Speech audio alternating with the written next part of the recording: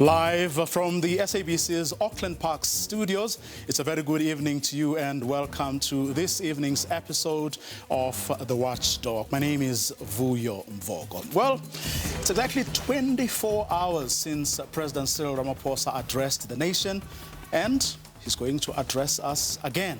This time, of course, following the flaring up of violence, the intimidation, the looting of stores, closures of roads in certain parts of the country. A request has actually been made to the president to reinforce the police with the South African National Defence Force, a decision, of course, that he had to consider, and he will be telling us this evening as to whether he has considered that and saw it fit to actually send in the army to assist the police in the townships. We will be bringing you that address as soon as President Ramaphosa is ready to deliver it. For now, though, just also as a way of background, let's take you to some of the areas that SABC journalists visited today, starting with Griselda Lewis here in Gauteng.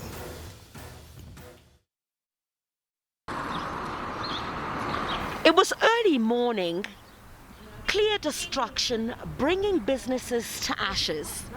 This a clear indication of the remnants of the violence that took place yesterday. This entire dealership torched. But as soon as it was light, chaos ensued. Multiple businesses, the target. Just to paint a picture, this is what is taking place. This is just one of the shops, the liquor shop here in Vosloorus. Several arrests have been made. It's chaos, everything. They just loot, they just open wherever they can, they just take everything. So, hey,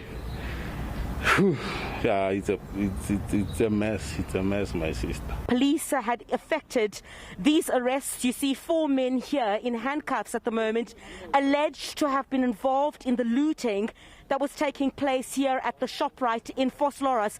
We've just arrived here at the moment, and what I'm going to show you here now is we believe that at this particular point, this is the vehicle that was being used to loot some of the stuff that had been taken from this ShopRite here at Vosloorus. The costs already been counted. And I got no words to say. And of course let everyone know what's happened. And I've been for 50 years here in Vosloorus and I've never witnessed something like this. Well, these are live pictures from the Letsoho Mall. As the violence spread, more arrests. But the looters were unrelenting, and so were police. And then there were also casualties. They just came here and they looted. We don't know where we're going to work. We're very worried about the situation here. We're now going to lose our jobs. This is not sitting well with us. We're worried about our children too. There you have more of the looting that is taking place. So every time some of the community members taking turns, while others go in, the others come out. And now it remains to be seen whether the president's call for calm will be heeded. Griselda Lewis, SABC News in Johannesburg.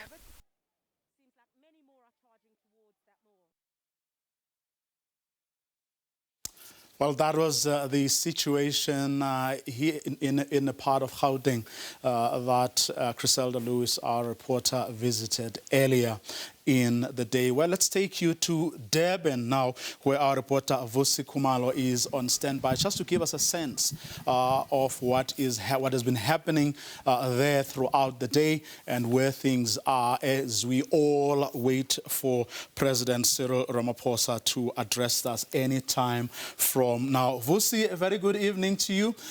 Take us through just what you've been seeing throughout the day before we get to what is happening right behind you. Well, Vuyo, what I can tell you is that we've been seeing pandemonium erupting in most cities of Durban, as our colleague Ndabezinhle Khumalo is showing you just some of the extent of the damage of which this area is not an isolated incident.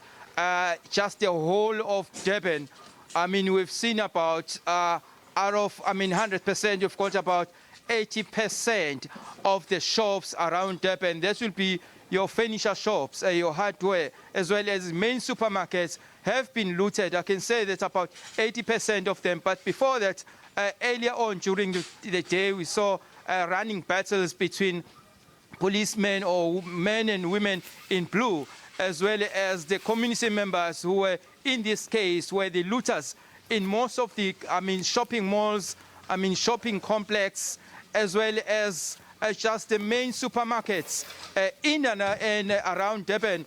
But this one has been, happening. The chaos has been happening. The looting has been happening just across the province of KwaZulu-Natal, which also spilled yesterday to Gauteng. But I can tell you that areas such as far afield as Pongolo, Nongoma, Showe, Escorts, Pietermaritzburg, where Brooklyn Mall was also seen up in flames. So there were a number of, areas which have been damaged. Have been damaged, and also currently the owners of these shops, unfortunately, they've been left to count their losses because the economic impact will be felt by them as well as the employees, the workers of these areas, because they will be left with no place to work, and also they will be unemployed, the majority of them, because these shops have been looted and they've been damaged. So it might take weeks, if not months, even years, to rebuild some of the structures that have been damaged and destroyed, allegedly by the looters who have been, running amok, especially in the cities. But we also did see, especially at Galleria Mall, people there around the vicinity of Galleria, which will be your Amanzimtoti, have been mobilizing with, as well as the security firms, security guards. They've ganged up to thwart off and to ward off the community members who were approaching to the Galleria Mall, which is one of the biggest shopping complex around Durban. So they've succeeded. They've also sought the assistance of police, especially the metro police, who were there to help and also add their manpower to ensure that they thwart off any efforts of people who were approaching in order to loot at the Galleria Mall. Well, currently I'm here, Vuyo, at Umgeni Road in Durban. It's one of the busiest places. It has got a number of business. You've got even the Moses Mapita. You've got a number of shops, the biggest shops here along these routes. This is where we find men and women in blue trying to salvage whatever they can get in order to return some of the items that are strewn across the road here in Umgeni Road in order to ensure that they return it back inside the furniture shop. So they've got their hands full with some of the staff, as we are seeing that they are pushing trolleys with some of the staff, including some of the fridge, because this is a furniture shop which was selling mainly the fridges along these business precincts, which is one of the busiest. We've got even the car dealerships. They are also here on this road. This is one of the biggest, and also let's got the bulk of the movement. Just got the bulk of the movements of of traffic along this route in Durban. It's back to you for now, Mr. Vuyo. That's where we're going to leave it for now. Vusi Khumalo, who is in the Durban CBD, monitoring events there, the mop-up operations. As you can see, some of the small business people who have lost a lot of things, still trying to recover the little that they still can be able to recover. Let's get some sense now from business and civil society leaders as to what they make of the situation. We've been seeing the scenes that we've been seeing playing themselves out on television as our reporters were been bringing those stories. I'm now joined by Sandile Zungu, who is the president of the Black Business Council, and I'm also joined by Bishop Thabo Makgoba, who is the Anglican Archbishop. Good evening to both of you, and thank you so much for joining us this evening. Okay, we seem to be having some problems here establishing those lines, but I'm going to take you now to the Northwest, because as the people who say that they are doing this in the name of former President Jacob Zuma have been trying to mobilize people across the country. In most parts, of course, in most provinces of the country, they have not really been very successful. Here's a clip we've taken from something that our reporters in the Northwest sent earlier, which in essence captures the mood in that particular province following a bit of prodding by some people who claim they are supporters of former President Jacob Zuma, who wanted them to start what you saw Griselda bringing to us in parts of Gauteng, also what you saw Vusi there talking about in KwaZulu-Natal. But take a listen to this particular bite, a resident of the Northwest. We cannot be copycats. We have nothing to do with what is happening in KwaZulu-Natal. If people want to support Jacob Zuma, they must take buses and go to Natal and protest. To understand? This is our land, the land of Botswana. We live together with Amaxhosa, Amazulu. We are one. We are not going to allow lawlessness. We are not going to allow. We know that former leaders here, they have paid individuals a lot of money to come and disrupt Mafikeng, but they are lying. We are going to fight until we die. Sentiment there of a resident from the Northwest, where there hasn't been much reported or that our journalists have seen in that part of the country. Let's bring you that business and civil society reaction now. I do have the president of the Black Business Council, Mr. Sandile Zungu. Good evening, sir. Thanks very much for your time. Just your take, I mean, looking at what we've been seeing on our television screens, on our radio, the sound we've been getting on our radio programs and on the social media. Good evening, Vuyo, and good evening to your patrons. The events that have unfolded in front of our eyes in the last couple of days can only fill us with a great deal of shock and disappointment to a large extent, because as businesses, you know, when this visits businesses in the townships in particular, where the SMME sector is prevalent, and it begins to affect those who are, you know, least expected to suffer.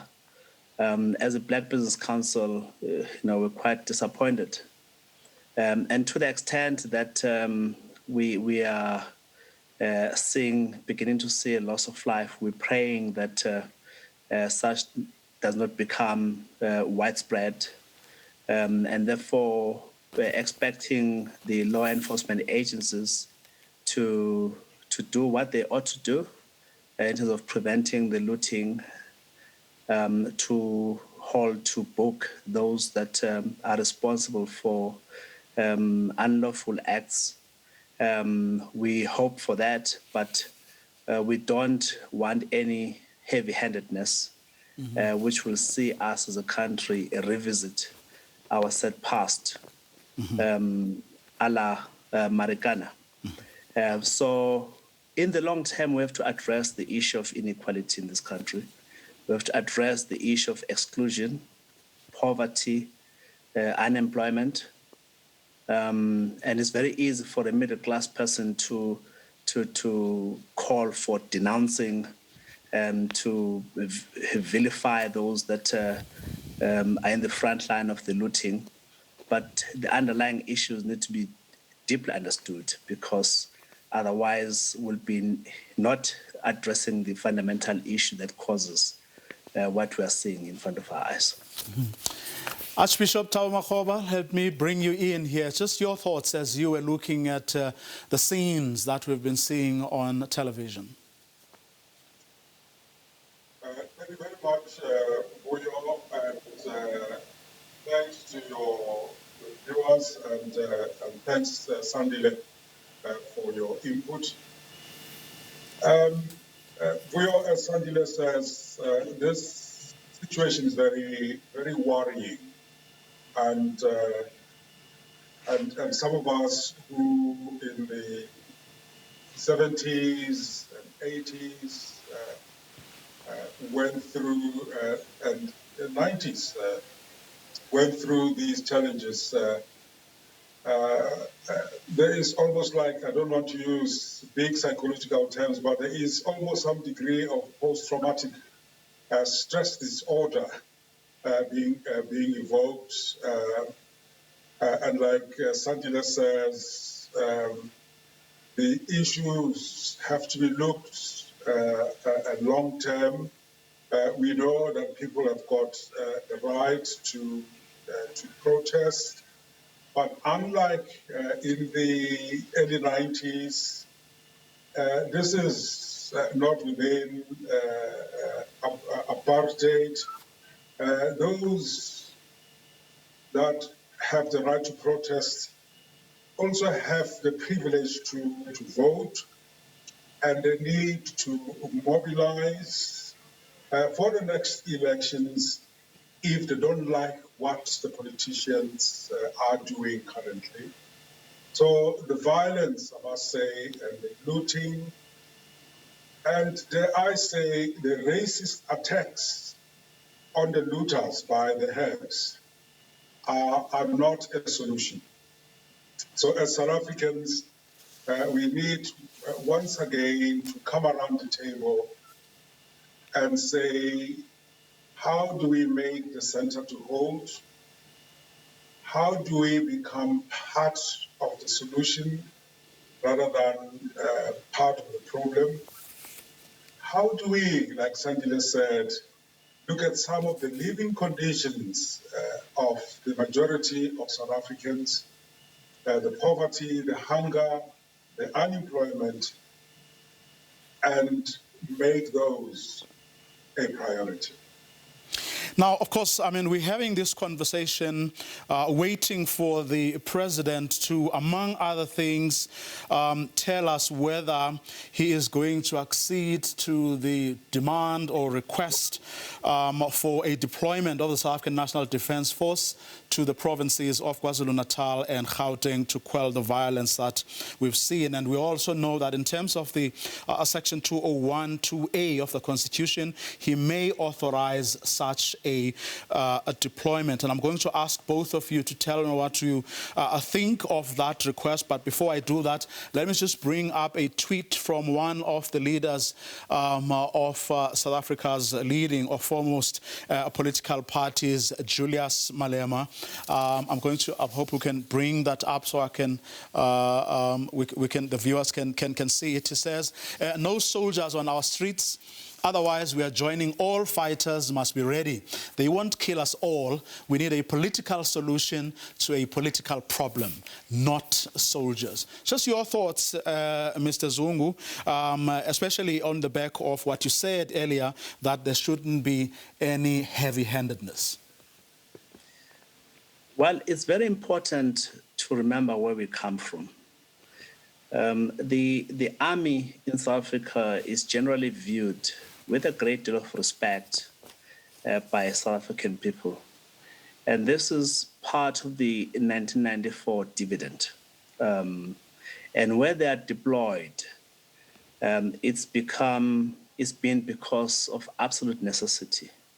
Lockdown level 5, we saw the army on the ground. They had some excesses which nearly destroyed their credibility. It's very important to appreciate that the police force is overstretched. You can see the numbers talk about 1 every 250 people. We should not necessarily be an over-policed people society, but it's necessary to have that agents of the state. And to the extent that the army is there to assist in protecting private property, in protecting state property, and in protecting the anxiety to alleviate the anxiety of investors, whether they be local or foreign. It's important because we have to talk about the credibility of our own economy long term. I won't comment about the politics of what it really means to deploy the army. It's up to how they behave themselves on the ground. If they are there to assist the police, which has got a primary duty of law enforcement, then I think they will be seen consistently as an agent for positive change. It's very important that they must be having the scope clearly defined, and with their deployment in terms of time as well, being clearly defined. But we cannot afford to have a situation where the agency of the state, like the army, is castigated as undesirable in times of crisis like we're faced with. But must not forget that a solution that involves the military cannot be a long-term solution in a situation like this. We have to address the fundamental issues. I must emphasize here, the fundamental issues of inequality in this country, the fundamental issues of youth unemployment, which everybody has defined over time as a ticking time bomb. It's ticking even louder now. And unless we do that, then we may end up risking having the army as a permanent feature in our lives, which is not what we want. Archbishop Makgoba, just your thoughts, and I must just forewarn you that we may have to take the president any minute now. So don't get offended if I cut you short. Your thoughts on the deployment of the army? Not a problem, but on the deployment of the army, as Sandile says, it should be seen as a short-term solution. And the long-term project is to ensure that we have effective policy in the country. But more long-term is to address some of the issues of joblessness, inequality, some of the contradictions that the economic systems that we operate in that create debilitating poverty, joblessness, youth that have no sense of purpose, and that creates a situation where those that have want to protect the much that they have, and there's no long-term commitment in terms of looking at the long-term needs of South Africa. If you don't do that, whatever solution you put on the table is short-term and unsustainable. Let's leave it there for now. Sandile Zungu, who is the president of the Black Business Council, as well as Archbishop Thabo Makgoba, who is the head of the Anglican Church in Southern Africa. While we're waiting for the president, we're going to take a quick ad break. We'll be back right after this.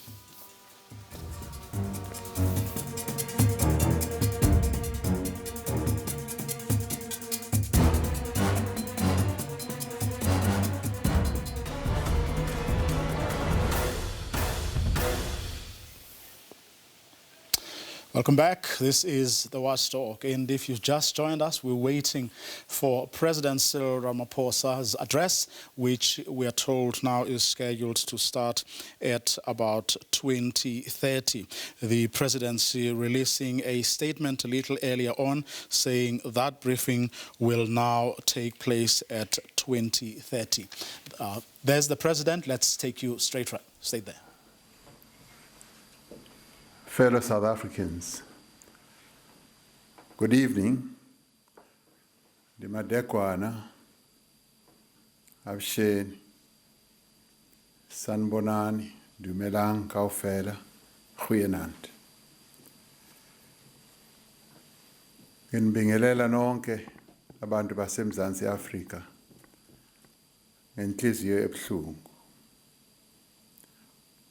Ngilidumedisa kaufela kapelo ebuhlungu. Ngilidumedisa batho bote ba Afrika Tshipembe kambilu ibabao. I address you this evening, South Africans, with a heavy heart. Over the past few days and nights, there have been acts of public violence of a kind rarely seen in the history of our democracy. Property has been vandalized and destroyed. Shops have been looted. Law-abiding citizens have been threatened and intimidated. Workers are scared that they may not be able to return to work. People have died. At this hour, there are several families in our country that are in deep mourning. I speak of the families of Nkosikona Chiza,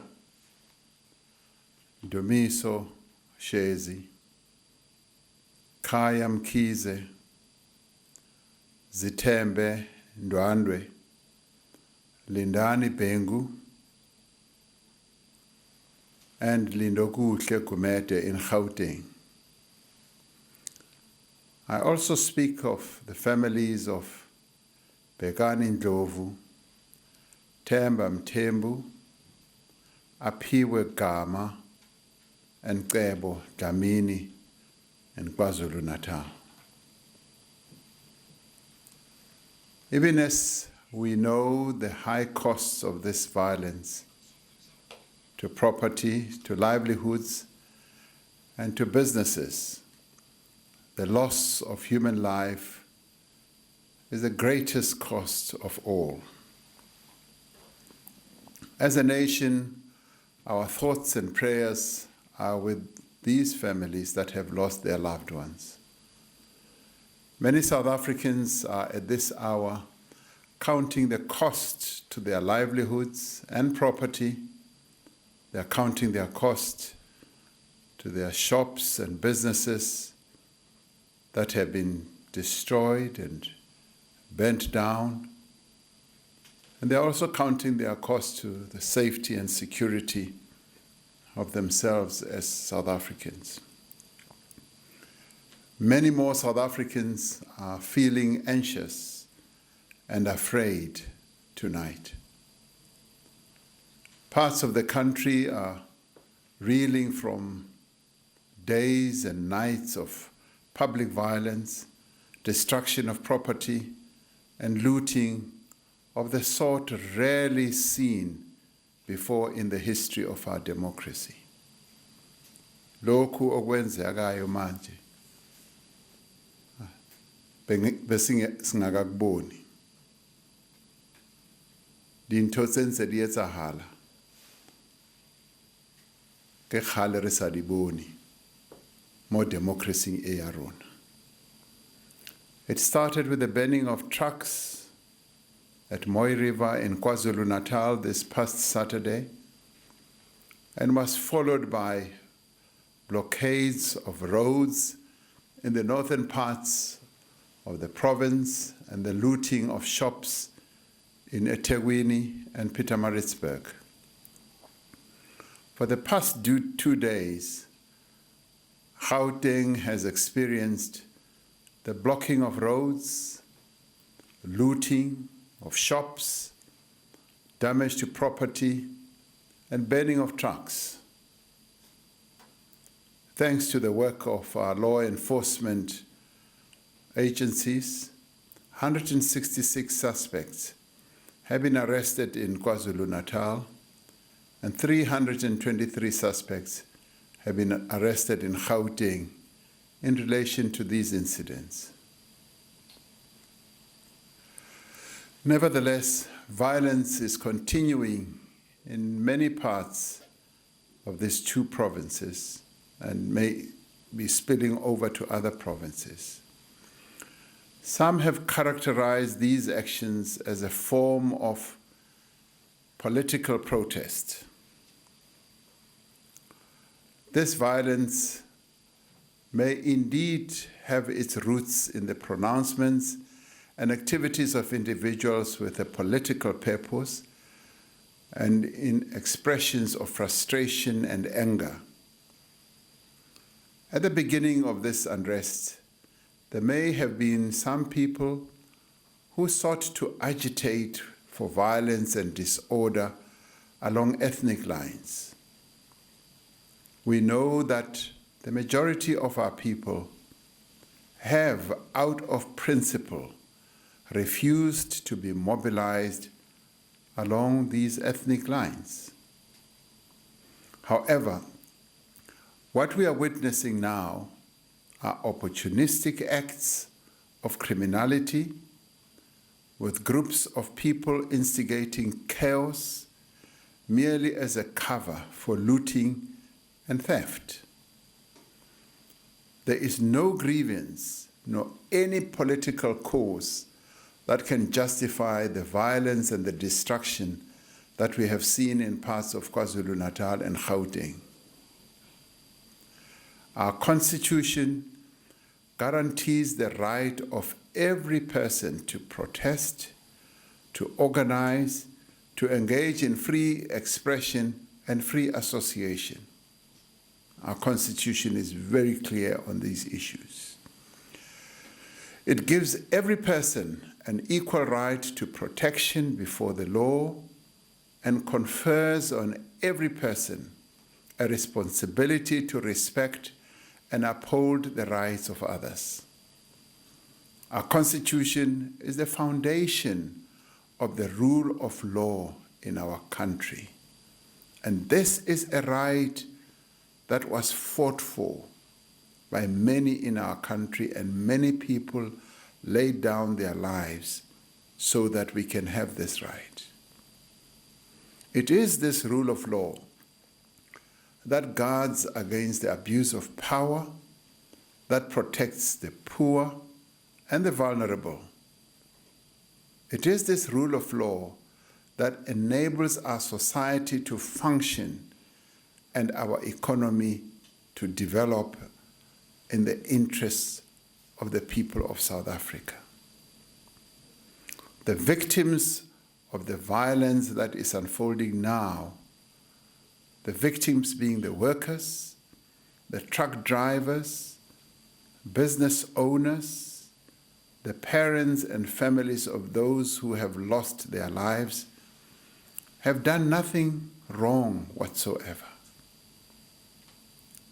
Although these may be opportunistic acts of looting driven by hardship and poverty, the poor and the marginalized bear the ultimate brunt of the destruction that is currently underway. As I said, shops have been looted and infrastructure has been destroyed. This means that our sick cannot get medication from pharmacies. Food does not reach supermarket shelves, and health workers cannot go to work. We will soon be facing a huge risk of food insecurity and medication insecurity in a few weeks. Our vaccination program has been severely disrupted just as it is gaining momentum. This will have lasting effects on our ability to consolidate some of the progress we are already witnessing in our economic recovery as well. These disruptions will cost lives by cutting off the supply chains that sustain our food, our health and production systems. The path of violence, of looting and anarchy, leads only to more violence and devastation, as well as suffering. It leads to more poverty, more unemployment, and more loss of innocent life. This is not who we are as South Africans. This is not us. Time and time again, we have chosen a different path, a path of peace, a path of engagement, and a path of democracy. We have chosen to pursue dialogue and protest rather than violence and chaos. Each of us, no matter our position or our circumstances, has an interest in maintaining and upholding the rule of law in our country. It is therefore a matter of vital importance that we restore calm and stability to all parts of the country without any delay. It is vital that we prevent any further loss of life or injury or destruction of valuable infrastructure and property that sustains the lives of our people. Yes, it is important that we protect property. We are therefore mobilizing all available resources and capabilities to restore order in our country. As the Commander-in-Chief of the South African Defence Force and our security forces, I have today authorized the deployment of the Defence Force personnel in support of the operations of the South African Police Service. The National Joint Operation and Intelligence Structure, known as NetJoints, has intensified deployments in all the affected areas in KwaZulu-Natal and in Gauteng. The South African Police Service is putting measures in place to call up operational members from leave and rest days to increase the presence of law enforcement personnel on the ground. The NetJoints is receiving support from the Intelligence Coordinating Committee, comprising of South African Police Service, Crime Intelligence, Defense Intelligence, and State Security. In addition to greater visibility and an intelligence-driven personnel or presence in potential hotspots, we will be prioritizing the prosecution of suspects alleged to be involved in this violence. The National Security Council, which I chair as Commander-in-Chief, will be meeting twice a day to coordinate all measures necessary to restore stability in our country. And I'd like to be clear, we will take action to protect every person in this country against the threat of violence, intimidation, theft, and looting. We will not hesitate to arrest and prosecute those who perpetrate these actions and will ensure that they face the full might of our law. This is a clear instruction that I have given our security personnel. We will restore calm and order so that we can get on with the task of rebuilding this country and creating a better life for its people.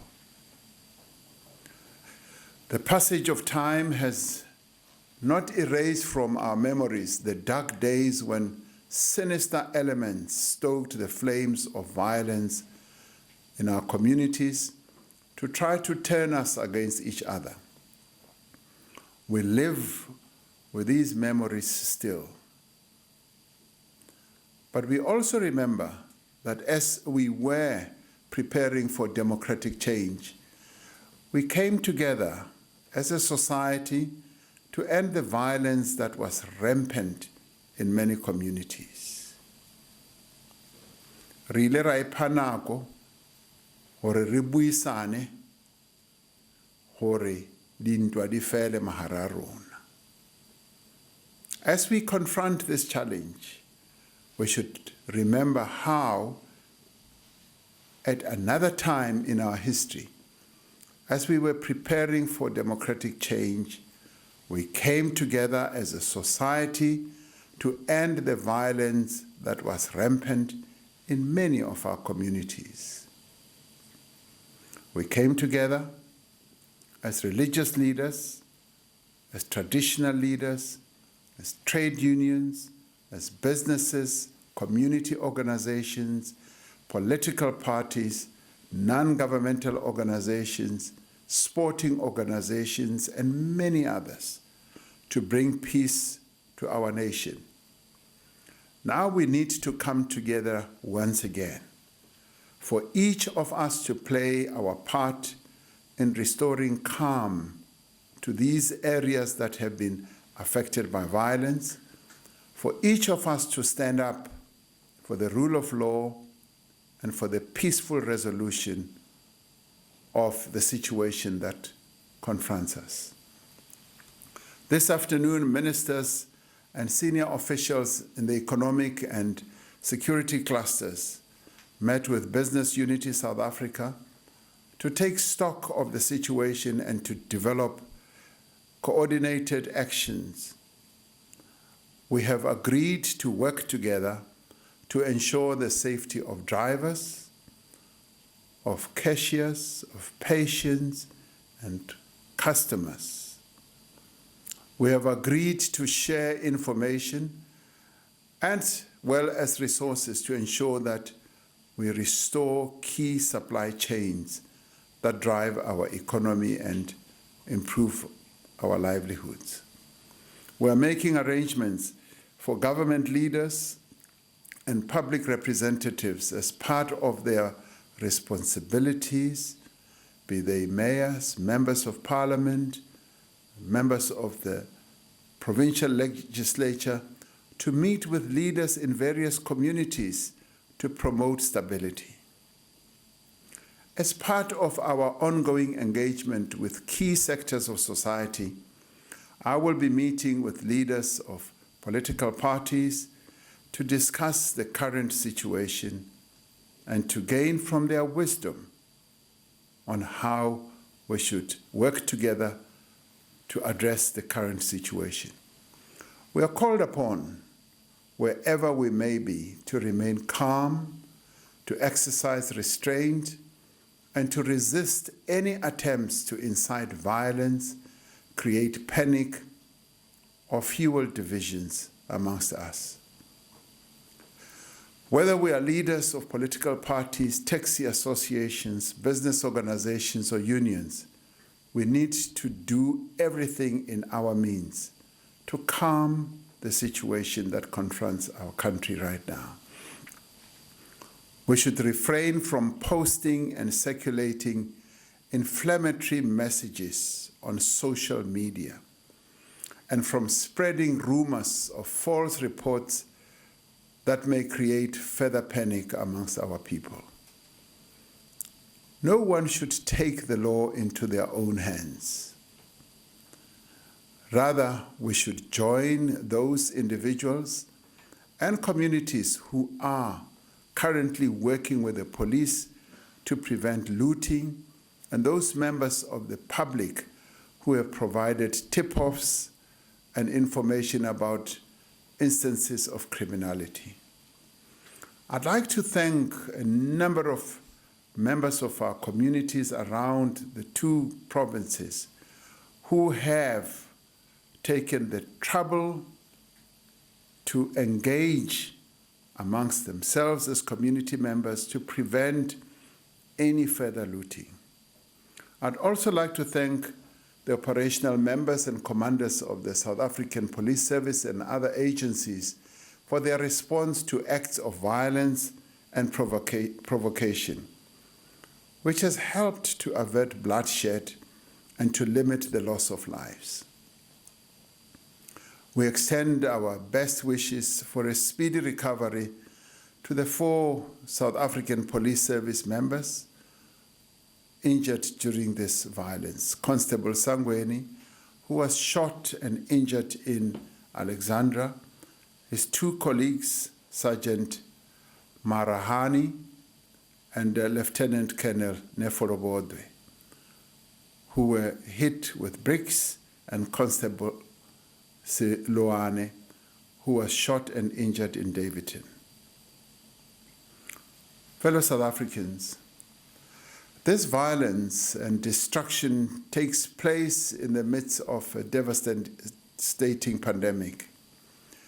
There is a danger that these events will lead to an even greater surge in infections, putting many more lives at risk and placing a greater burden on our health facilities and personnel.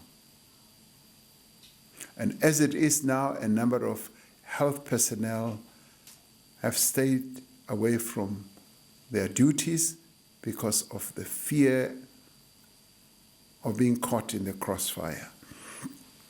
There is also a danger that our vaccination program will be disrupted in some areas, just as we need to significantly expand this. Today, the Acting Minister of Health informed me that they had to stop the vaccination program in a number of places in the country.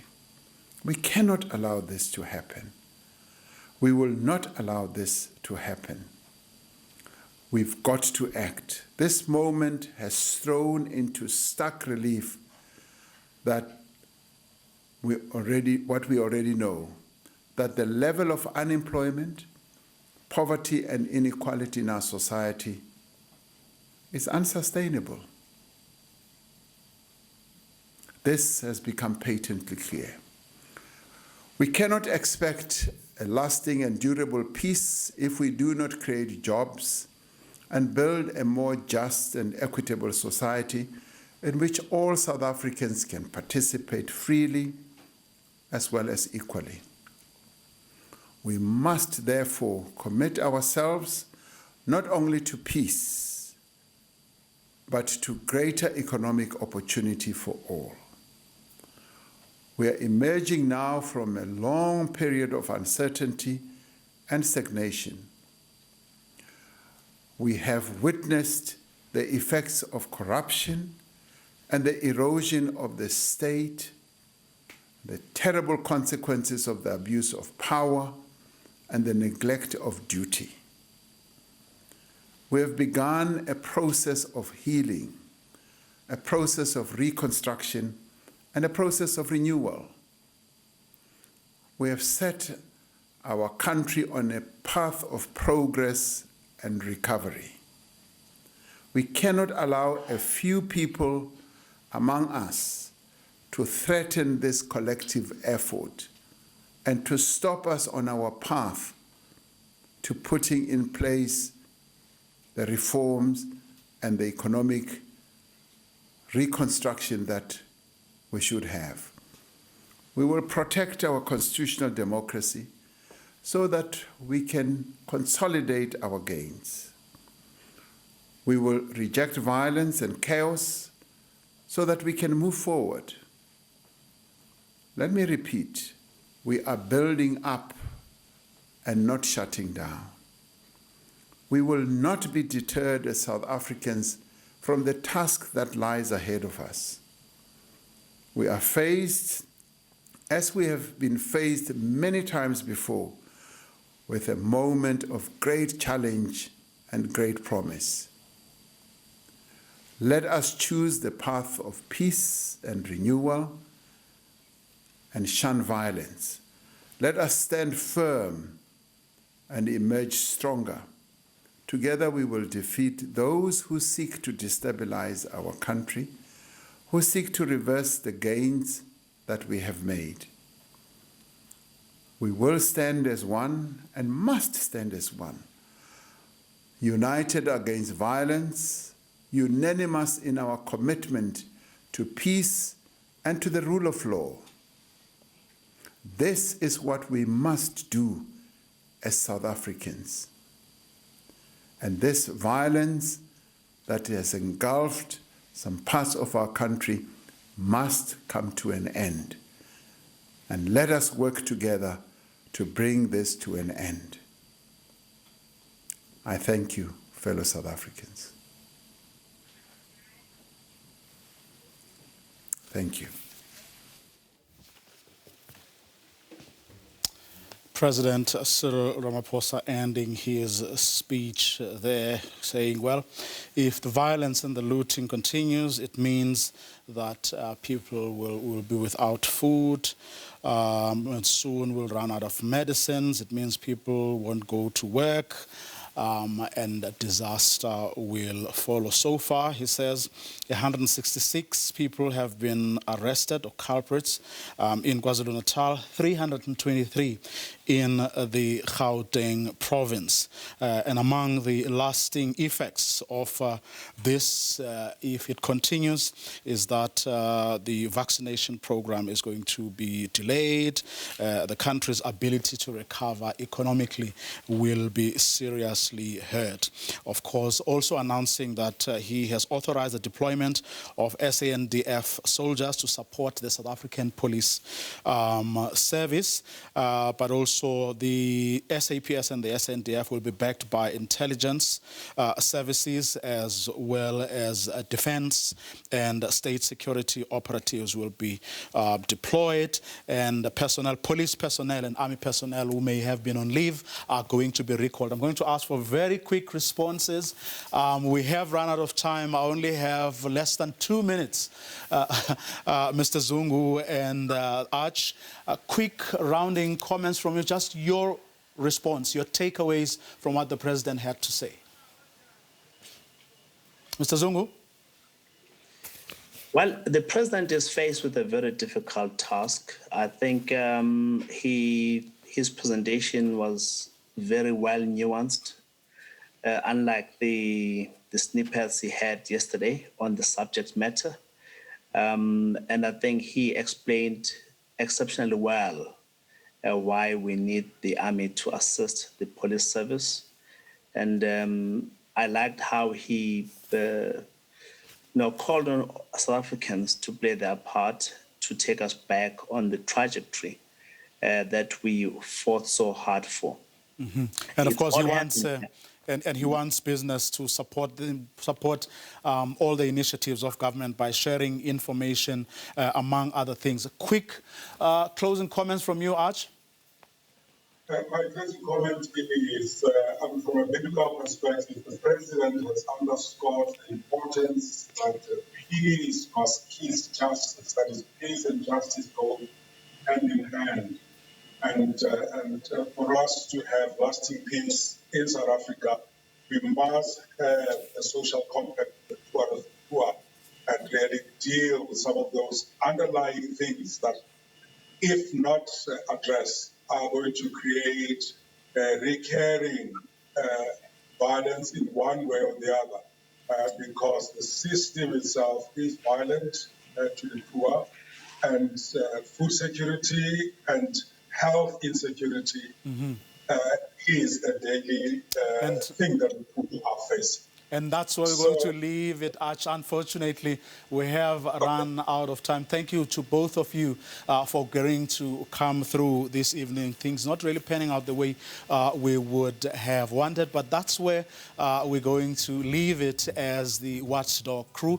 Do join us again tomorrow evening at 8. But up next is The Globe with Peter Ndoro, who will be having more reaction to the president's announcements. From us, have a good night till we meet again.